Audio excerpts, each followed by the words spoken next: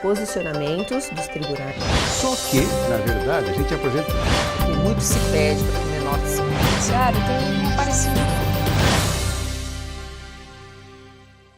Olá, seja muito bem-vindo a mais um programa Diálogos de Justiça, um programa preparado especialmente para você, que é cidadão, acompanha os seus direitos e quer saber um pouco mais daquilo que importa para a sua própria vivência. O nosso convidado de hoje é o Dr. Eduardo Tuma, advogado, mestre em Direito Tributário, doutorando em Filosofia pela PUC aqui em São Paulo, vereador na capital de São Paulo, e desde já nós agradecemos a sua presença. Eu que agradeço, quero cumprimentá-la, comentar a doutora Eta, a TV Unisa e o IPAM.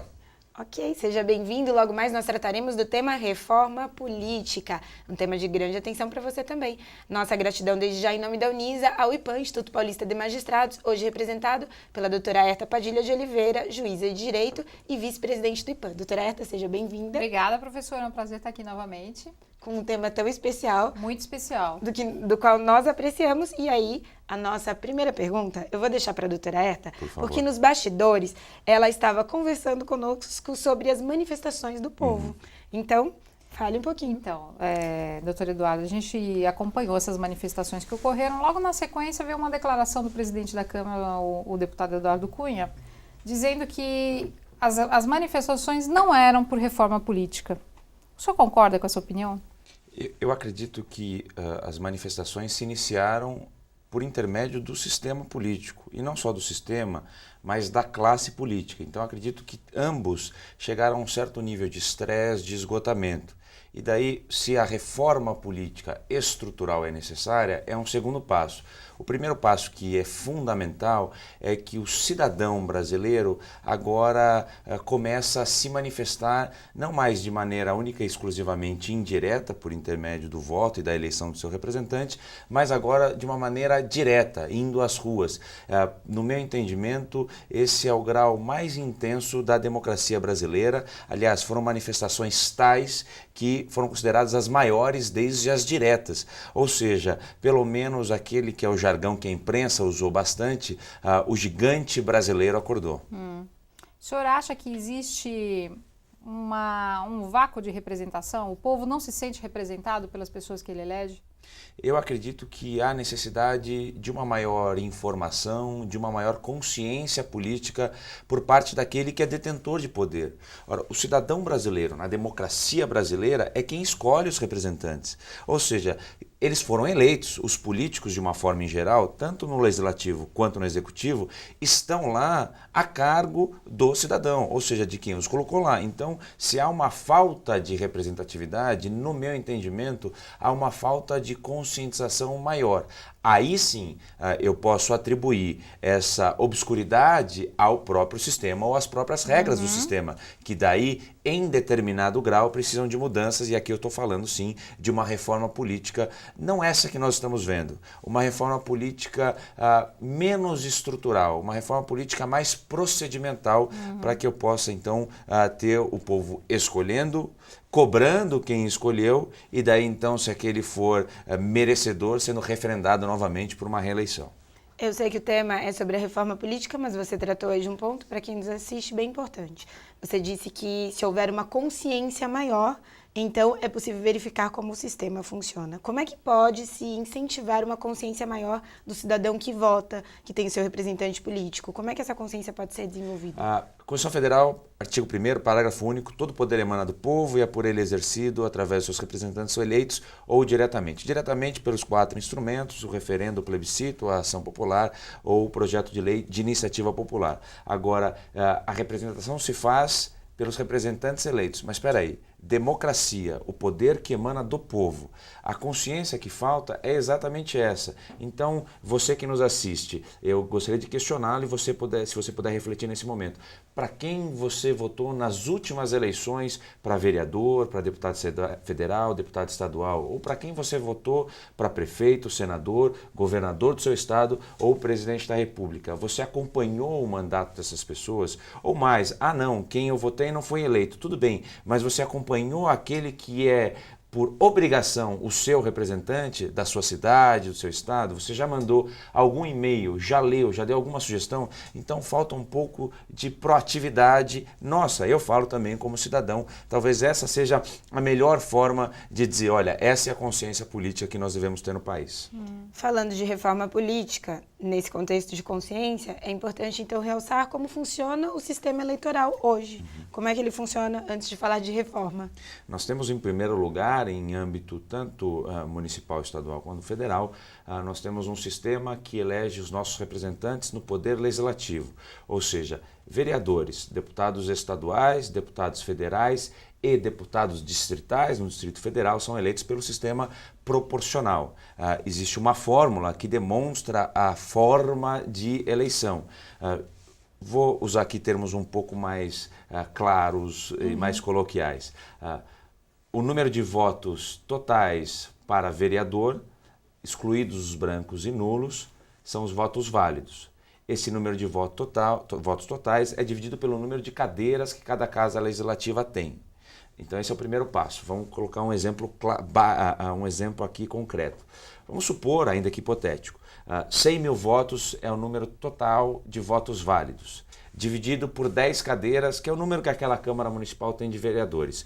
100 mil dividido por 10, 10 mil. Esse é o quociente, o chamado quociente eleitoral. Ou seja, para cada cargo de vereador são necessários 10 mil votos. Essa é a primeira conta. Aí nós vamos para a segunda conta, que é analisar o partido ou a coligação partidária. Então aquele partido fez naquelas eleições, somando todos os votos de vereadores daquele partido, 20 mil votos. Ou seja, 20 mil dividido pelo quociente eleitoral, que é 10 mil, aquele partido fez 2 vereadores. Aí eu olho para dentro daquele partido, os 2 mais votados são os considerados eleitos. Esse é o sistema proporcional. O sistema majoritário já é muito mais fácil. Prefeito, governador de estado, governador do Distrito Federal, senadores da República e presidente da República são eleitos pelo sistema majoritário, que significa dizer quem faz mais voto ganha, quem faz mais voto leva, quem faz mais voto está eleito. Então são esses 2 sistemas que nós temos hoje vigentes no país. Tá bem. Aí que entra então a importância do voto de cada um, quanto poder cada representante tem, não é isso? Logo mais, depois do intervalo, a gente volta falando um pouquinho sobre a reforma política. Então, fique atento que a gente já volta. Tem os posicionamentos dos tribunais. Só que, na verdade, a gente apresenta... E muito se pede para que o menor se Judiciário tem aparecido.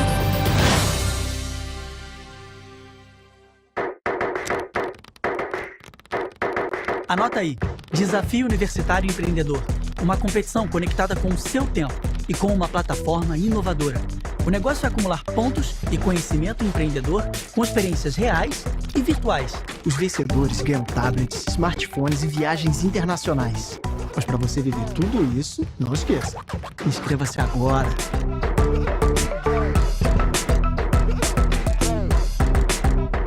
Esse é Joãozinho. Ele tem 10 anos. É admirado e elogiado por já trabalhar e ajudar em casa. Onde ele passa, todos falam: tão novo e já trabalhando? Que gracinha! E isso sempre lhe rende boas gorjetas. Mas espere, eu não acho isso bonito. E você? Ele podia estar estudando e brincando, mas ele está trabalhando. Mude seus conceitos. Trabalho infantil não é a melhor opção. Uma campanha do Ministério Público. Meu nome é José Carlos Silva, tenho 18 anos. Eu adoro tocar guitarra e andar de skate com meus amigos.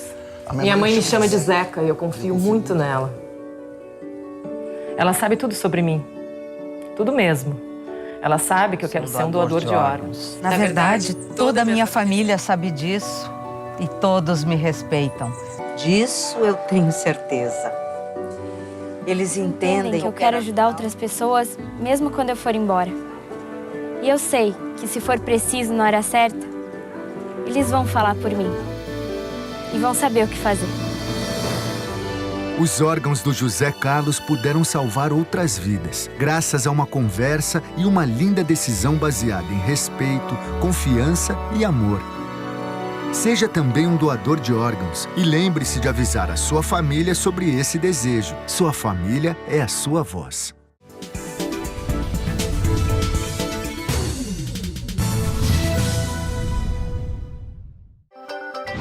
posicionamentos dos tribunais. Só que, na verdade, a gente apresenta... E muito se pede para que o menor se Judiciário tem aparecido. Estamos de volta com o programa Diálogo e Justiça, tratando do tema Reforma Política. Nosso convidado especial é o Dr. Eduardo Tuma, em parceria com o IPAM, Instituto Paulista de Magistrados, representado pela doutora Herta Padilha, que é vice-presidente do Instituto.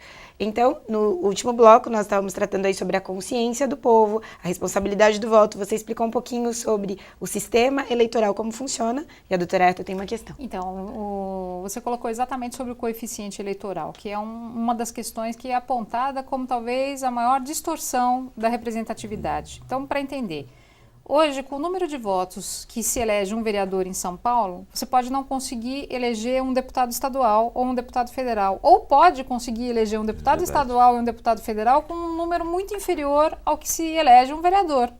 Como é que funciona? Isso não gera uma distorção? Eu acredito que o sistema, ele funciona. Não é o melhor sistema do mundo, mas não existe um sistema perfeito.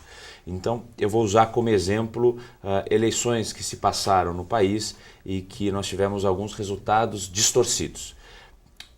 Enéas Carneiro, em 2006, foi eleito com 1.200.000 votos. Ele era membro do PRONA, que hoje não existe mais, mas como eu falei do quociente, naquela época elegeram-se mais 4 deputados federais pelo fato do Enéas ter feito 1.200.000 votos. Um deputado federal naquela época foi eleito pelo PRONA com 216 votos.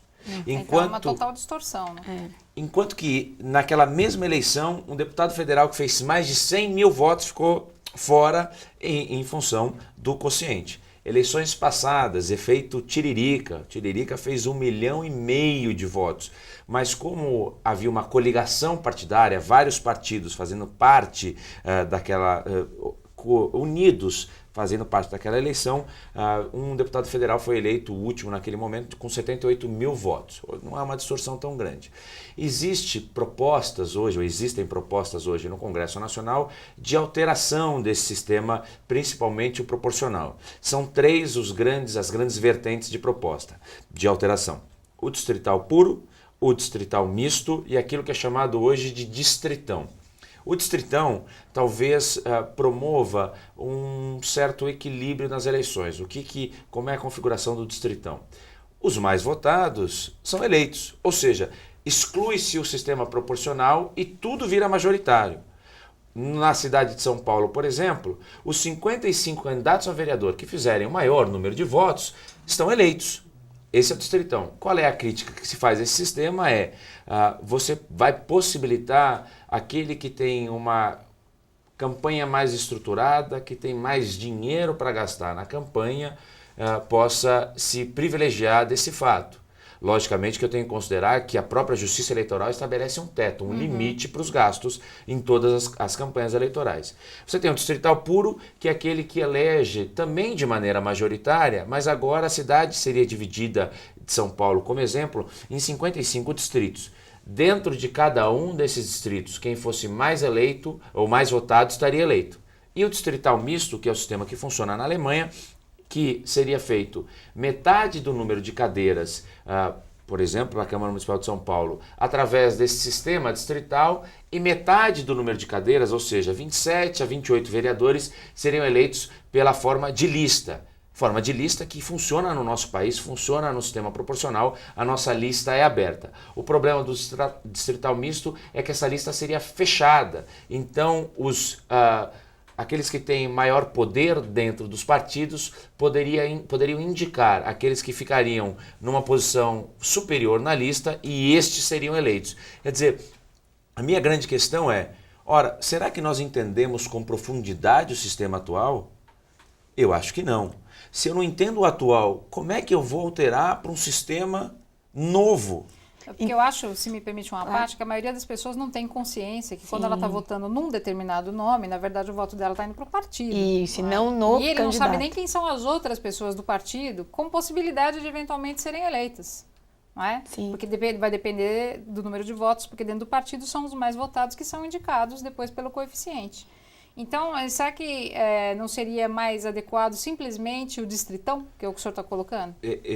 Da reforma, o único que eu defendo é o distritão. Porque é muito mais claro. Se o sistema atual é complexo, eu afirmo a você que está nos assistindo, o distrital misto é mais complexo ainda. Então, o distritão, pelo menos, o voto vira eminentemente nominal. Ótimo. Ou seja, você votou no candidato A, você sabe que o voto foi para o candidato A e se ele tiver mais votos do que o outro, ele está eleito. Ponto final. A única ressalva que eu faço é exatamente essa que eu disse, que isso vai possibilitar aquele que tem mais, por exemplo, exposição na mídia, um artista, um jogador de futebol, que talvez não tenha essa vocação política que seja eleito. Isso cria um pouco de distorção, mas respondendo à tua pergunta, o distritão é a única proposta que eu defendo porque ele simplifica o sistema como um todo. Então, nesse contexto, você está apontando a necessidade dessa reforma política que tem sido discutida e quais são as mudanças práticas que podem acontecer com essa reforma política acontecendo? A reforma política tem aproximadamente uns 10 a 12 tópicos a serem discutidos. Um dos tópicos que eu defendo é a cláusula de barreira. Ou seja, o partido que não atingiu 5% dos votos válidos para deputado federal tem o seu funcionamento impedido pela justiça. Hoje em dia, para você ter uma noção, são 32 partidos políticos em funcionamento no país. Não existem 32 ideologias, 32 vertentes políticas diferentes que justifiquem o funcionamento de 32 partidos.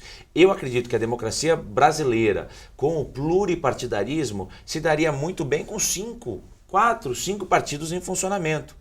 O partido, vamos colocar assim, que também eu não acredito muito nisso, mas de esquerda, centro-esquerda, centro-direita e de direita. Isso acho que seria suficiente e essa seria um bom tema para se tratar da reforma. Na volta do intervalo, você vai ter a oportunidade de conhecer um pouquinho mais dessas mudanças e propostas na nossa política atual. Os posicionamentos dos tribunais. Só que, na verdade, a gente apresenta... Muito se pede para que menor se judiciário tem uma parecida.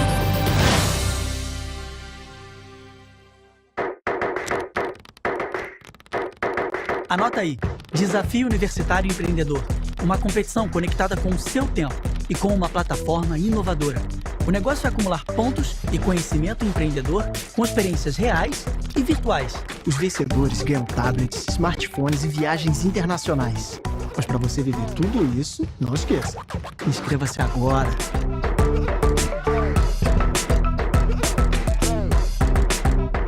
Esse é Joãozinho. Ele tem 10 anos. É admirado e elogiado por já trabalhar e ajudar em casa. Onde ele passa, todos falam: tão novo e já trabalhando? Que gracinha! E isso sempre lhe rende boas gorjetas. Mas espere, eu não acho isso bonito. E você? Ele podia estar estudando e brincando, mas ele está trabalhando. Mude seus conceitos. Trabalho infantil não é a melhor opção. Uma campanha do Ministério Público.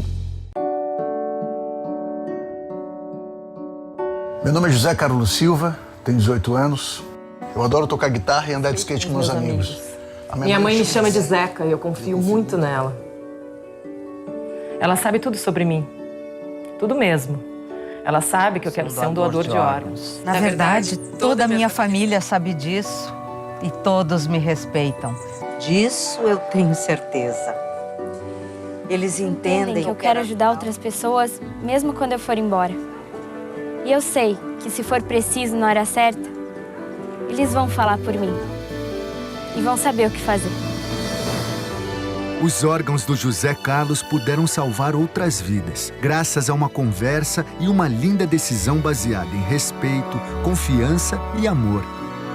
Seja também um doador de órgãos e lembre-se de avisar a sua família sobre esse desejo. Sua família é a sua voz.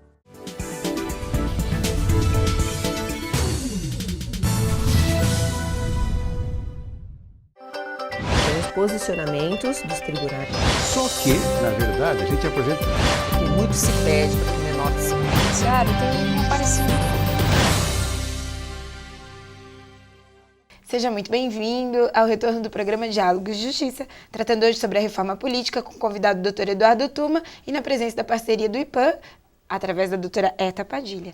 No último bloco, você estava apontando algumas mudanças práticas propostas desta reforma. Traz para a gente mais uma mudança, por favor. Então, um dos tópicos a serem reformados, que está sendo discutido no Congresso, é o voto facultativo ou o voto obrigatório. No Brasil, dos 16 aos 18, o voto é facultativo. Você se alista eleitoralmente se quiser. A partir dos 18 até os 60 anos, o voto é obrigatório. Essa é uma discussão que é fundamental. Você que é brasileiro, que talvez nasceu há pouco tempo, não se lembra da luta que foi na redemocratização, na saída, na troca da ditadura para o sistema democrático. Então, o voto foi conquistado às duras penas. Inclusive, até mesmo o voto feminino na década de 30 foi conquistado às duras penas. Então, grande parte da doutrina defende o quê? Na doutrina do direito, que o voto deve continuar a ser obrigatório, tendo em vista que, se o poder emana do povo, é obrigado que o povo exerça esse poder. E ele exerce através do voto. Agora, o voto pode se tornar facultativo tendo em vista essa liberdade do cidadão brasileiro dentro da democracia brasileira. Ele tem o direito de escolher se vai ou se não vai votar. E daí existe uma balança que precisa de um certo equilíbrio. Qual é a minha posição? A minha posição é que, se o brasileiro demonstrar interesse pela política, o voto pode se tornar facultativo.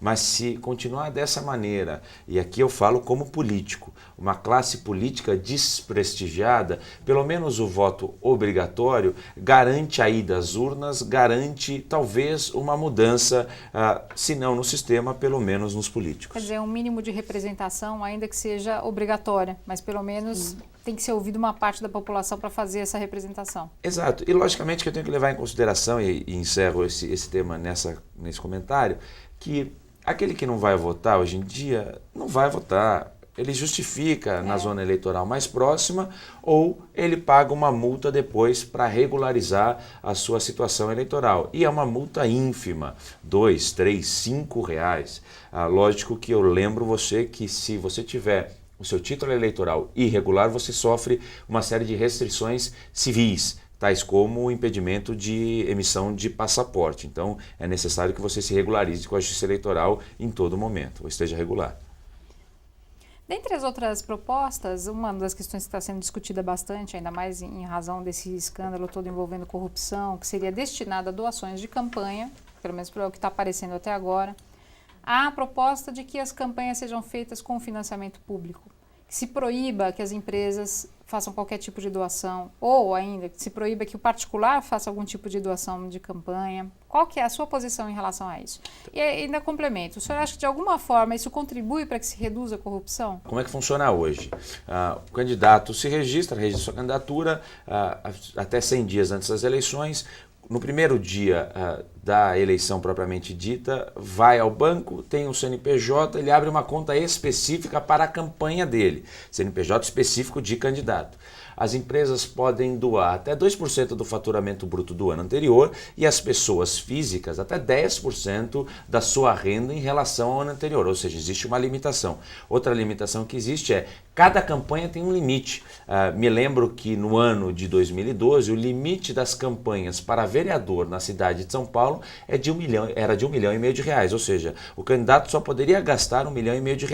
Só que você, como eu disse, poderia receber doações de empresas e de pessoas físicas, o que gera uma certa distorção. Hoje os escândalos de corrupção no Brasil acontecem porque empresas que têm contratos públicos, que prestam serviço à administração pública, podem doar. Uma parte da reforma que é por mim defendida é a seguinte: ora, se você vai contratar com o poder público, você não pode doar para partido ou para candidatos a qualquer eleição. Isso eliminaria, em certa parte, essa distorção causada do sistema. No meu entendimento, é completamente inócua a defesa do financiamento público de campanha. Por quê? Hoje, você que é contribuinte brasileiro já faz o financiamento público de campanha. Existe um dispositivo chamado Fundo Partidário que distribuiu até 2014 quase 400 milhões de reais a todos os partidos. Esse já é o financiamento público.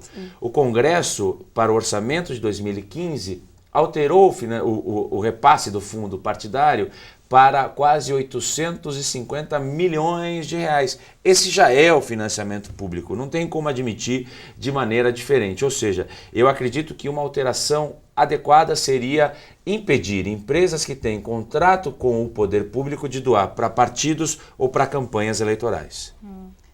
E nos outros países, o senhor sabe como que é feito? Por exemplo, nos Estados Unidos, na Europa, existe limitação? Vamos tratar os Estados Unidos, um sistema bipartidário, os republicanos, os democratas. Existe uma limitação absurda em relação às doações. Se não me engano, uma pessoa física pode doar até $500 para um candidato. Vou me lembrar, talvez na Flórida, ou talvez até mesmo se foi em Chicago, mas acho que foi na Flórida. Uma prefeita recebeu $1.500 de uma pessoa física, não declarou o recebimento, comprovou-se que ela recebeu $1.500, ela não foi cassada somente, ela foi cassada e presa. 3 anos presa porque recebeu $1.500 de uma pessoa onde o limite era de $500. Só que existe lá uma diferença, porque independente da limitação de doação, nos Estados Unidos o candidato pode comprar algum tipo de publicidade. Então é chamada lá em inglês Super PAC, que as pessoas compram publicidade e aí anunciam os seus candidatos na TV, nos jornais. Existe uma diferença.